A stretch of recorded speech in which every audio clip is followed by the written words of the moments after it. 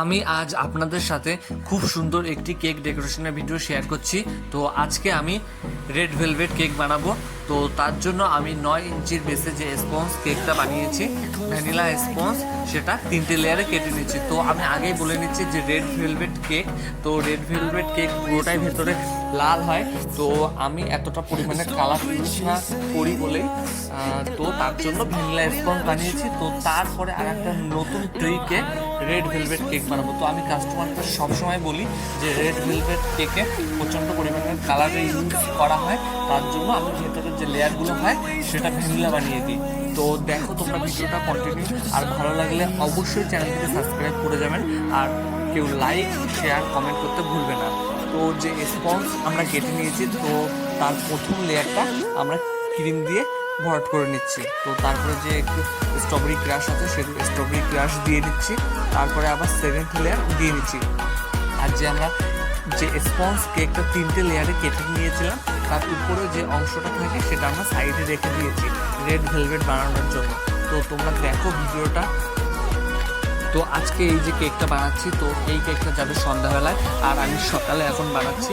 তারপরে কেকটা বানিয়ে আবার ফ্রিজেও বেশ কিছুক্ষণ রাখতে হবে যাতে কেকটা সেট হয়। আর যে লাস্ট লেয়ারটা ছিল সেটা আমরা এখন কেকের উপরে দিয়ে সুগার সিরাপ দিয়ে এখন ক্রিম কোটিং করব।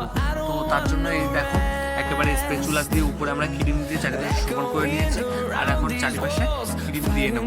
তো তারপরে কেকটা যারা নতুন কেক বানাও তারা ফ্রিজে কিছুক্ষণের জন্য রাখতে পারো যাতে একটু সেট হয়ে যায়। তারপরে একেবারে ফাইনাল শেপ করলে কেকের সৌন্দর্যটা অনেক ভালো আসে। তো আমরা ফ্রিজে কেকটা কিছুক্ষণ রেখেছিলাম, তারপরে আবার নামিয়ে আমরা এখন ফাইনাল শেপ করছি। তো হাতে যেহেতু টাইম আছে তার জন্য আমরা ফ্রিজে কেকটা কিছুক্ষণের জন্য রেখেছিলাম। মিনিমাম হচ্ছে আধা ঘন্টা 1 ঘন্টার জন্য রাখলে যথেষ্ট। তারপরে আমরা এখন ফাইনাল শেপ করছি, আর সাইডে আমরা এটিএম কার্ডের সাহায্যে এক্সট্রা যে ক্রিমগুলো আছে সেগুলো আমরা টেনে নিচ্ছি, আর উপর থেকেও একইভাবে এরকমভাবে সমান করে নিচ্ছি। তোমরা ভিডিওটা সবাই সম্পূর্ণ দেখো, আর তোমাদের চেনা পরিচিত যারা কেক বানাতে ইচ্ছুক বা যারা কেক বানায় তোমরা ভিডিওটা তাদের অবশ্যই শেয়ার করো যাতে একটু তাদের সুবিধা হয় বা কিছু শিখতে পারে। তোমরা দেখতে পাচ্ছ যে আমার কেকটা মোটামুটি শেপ করা হয়ে গেছে।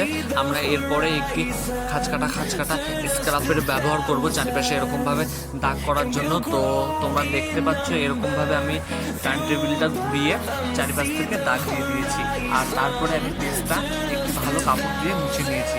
আর তারপরে যে রেড ভেলভেটের যে ট্রিকটা বলেছিলাম যাতে বেশি কালার ইউজ না করা হয়, তার জন্য আমরা ছোটো একটা মিক্সচার মেশিনে ছোটো বাটিতে কিছু যে স্পঞ্জ আমাদের বাকি ছিল যে ভ্যানিলা স্পঞ্জ, তার মধ্যে আমরা রেড কালার দিয়ে মিক্সচার মেশিনে ঘুরিয়ে নিচ্ছি। তো তোমরা দেখো যে পুরো রেড ভেলভেট তৈরি হয়ে গেছে। তো এটাই আমরা এখন উপর থেকে ডেকোরেশন করব। তো আমরা এরকম চারিপাশ থেকে যে ভেলভেটগুলো হয় সেগুলো দিয়ে নিয়েছি, আর নিচেও চারিপাশ থেকে ছড়িয়ে দিয়ে যে বেসে যে ভেলভেটগুলো পড়েছিল সেগুলো আমি আবার কেকের উপরে দিয়ে দিয়েছি। তো তার উপরে যে বড় যে স্টার নজেল হয় 2D নামে, সেইটা দিয়ে আমি 3টে রোজ বানিয়েছি, আর ছোট একটি স্টার নজেলের সাহায্যে চারিপাশ থেকে আমি বর্ডারটা দিয়ে নিচ্ছি। তো আজকের কেকটা খুবই সুন্দর লাগছে, তোমরা দেখে নিয়েছো। আর দেখো আমি কি করে বানাচ্ছি কেকটা।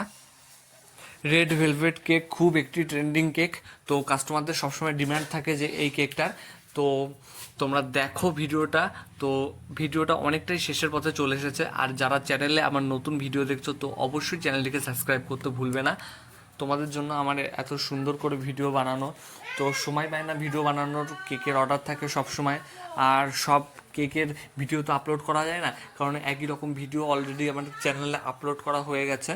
তো দেখো তোমরা কেকটা রেডি হয়ে গেছে, আমি উপরে একটি হ্যাপি বার্থডে ট্যাগ বসিয়ে নিয়েছি। আর এই যে কেকটার লুক, তোমরা চাইলে অবশ্যই এইরকম কেকের ডেকোরেশন তৈরি করতে পারো। খুব সুন্দর একটি কেক, খুব